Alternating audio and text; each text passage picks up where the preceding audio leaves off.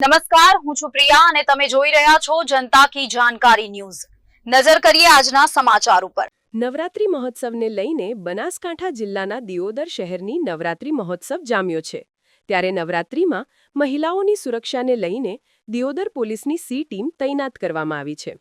દિયોદર પોલીસે શહેરની તિરુપતિ નગર society, green park, કર્મચારી નગર સહિત ધરણીધર સોસાયટીના નવરાત્રી ગરબા મહોત્સવમાં ખાતે પોલીસની સી ટીમ પહોંચી હતી, જ્યાં નવરાત્રી મહોત્સવમાં કોઈ અસામાજિક તત્વો સહિત રોમિયોગીરી કરતા તત્વો સામે બાજ નજર રાખી હતી, જેથી નાની બાલિકાઓ સહિત યુવતીઓ અને મહિલાઓ સુરક્ષિત રીતે રહી નવરાત્રીના ગરબા રમી શકે। નવરાત્રી ગરબા મહોત્સવમાં કોઈ આવારાગીરી કરતા તત્વો સામે પોલીસની કામગીરીથી ગરબા આયોજકો અને મહિલા સહિત સોસાયટીના લોકોમાં સુરક્ષાનો વિશ્વાસ પેદા થયો છે। રાજ્યના ગૃહ રાજ્યમંત્રી અને ડીજીપીના આદેશથી નવરાત્રી મહોત્સવમાં ગરબા રમતી બાલિકાઓ અને યુવતીઓ મહિલાને હવે સુરક્ષા મળી રહે છે, જેથી સી ટીમની કામગીરીથી ખેલૈયાઓ મન મૂકીને ગરબે ઘૂમ્યા હતા। રિપોર્ટ ભરત ઠક્કર, ડીસા, બનાસકાંઠા।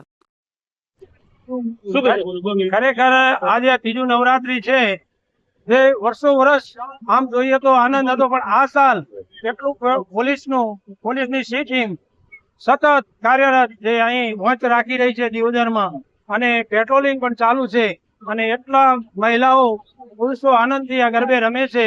અને આમ જોઈએ તો દિયોદરની અંદર કોઈ પણ લુકા તત્વ જેવું આ સાલ કંઈ પણ દેખાતું નથી, કારણ કે આ બધો પ્રભાવ પોલીસનો છે। અને આ પોલીસ એટલી જાગૃત છે કે આ સાલ ગમે ત્યાં મહિલા ફરી શકે છે, કોઈ પણ જાતની ભય ડર વિના આ દિયોદરમાં ખૂબ આનંદ ઉત્સાહથી આ નવરાત્રનો ઉત્સવ મનાવીએ છીએ।